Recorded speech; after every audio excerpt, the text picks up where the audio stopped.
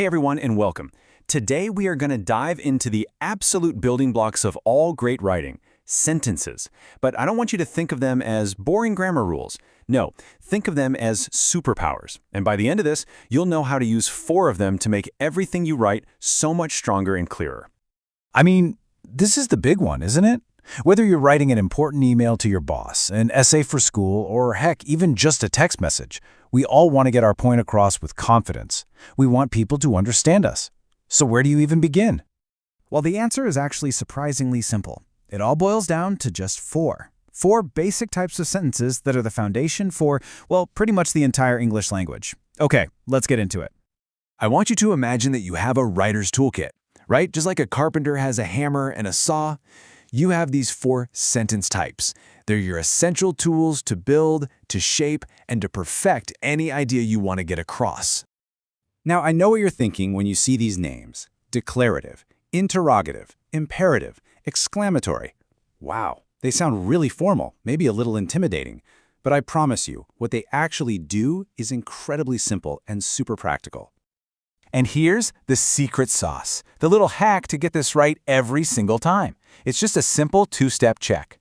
First, just ask yourself, what is a sentence trying to do? What's its job? And second, just look at the punctuation at the very end. That little symbol is your biggest clue. Let's see how it works.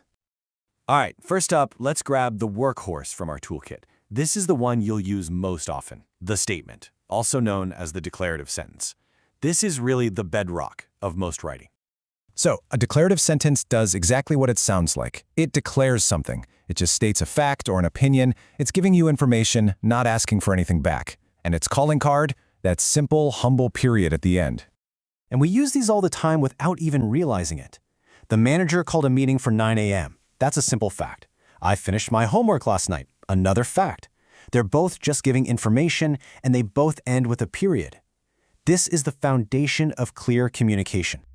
Okay, let's move on to our second tool. Here, we're going to shift gears from telling to asking.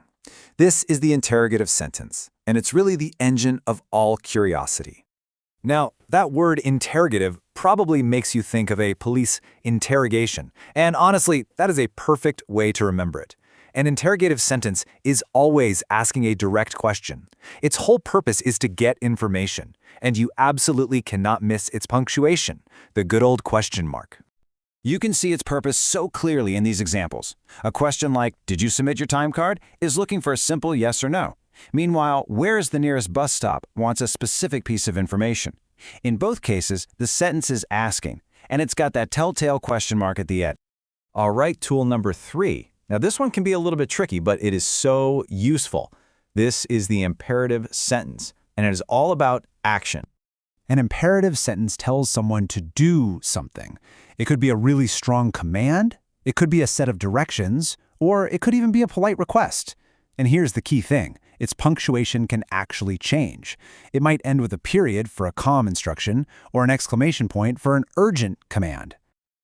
Just look at the range we have here. First, a polite request. Please shut the door. Then you've got a clear direction. Turn left at the next light. And finally, a really urgent command. Stop that right now. See how they all tell someone what to do, but with totally different levels of intensity? That's why the punctuation can be a period or an exclamation point. So here's that tricky part I mentioned. In a normal sentence like Maria finished her homework, we know exactly who's doing the action. It's Maria, right? She's the subject. But in an imperative sentence, the subject is invisible. It's a hidden you.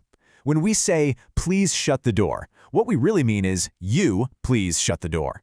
The subject is just implied, not actually stated. That's the key difference. And that brings us to our final and maybe most expressive tool in the kit.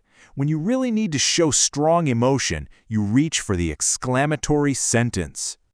An exclamatory sentence is all about feeling. It exclaims something, showing excitement or surprise or joy or even anger. Its job is to put that emotion right there on the page, and it almost always uses the most energetic punctuation mark we have, the exclamation point. You can just feel the emotion right off the slide. The first one is pure joy, right? "I got the job." That's excitement. The second one shows shock, maybe frustration. That is way too expansive. The words are different, but that powerful feeling and that exclamation point is the same. Okay, so we have officially unboxed all 4 tools in our Writer's Toolkit. Let's do a quick recap, put them all side by side, and just lock in everything we've learned. This table lays it all out perfectly. Declarative makes a statement, ends with a period. Interrogative asks a question, ends with a question mark. Imperative gives a command and can end with a period or an exclamation point. And exclamatory shows strong emotion, ending with an exclamation point. Simple, right? The job and the punctuation. That's all you need to know. So, here it is. The big takeaway is this. Every single time you write, you're making a choice. Are you stating a fact? Are you asking a question, giving a command, or expressing a really strong emotion? By consciously choosing the right tool for the job, you gain total control over your writing. You can communicate exactly what you mean with clarity and with power.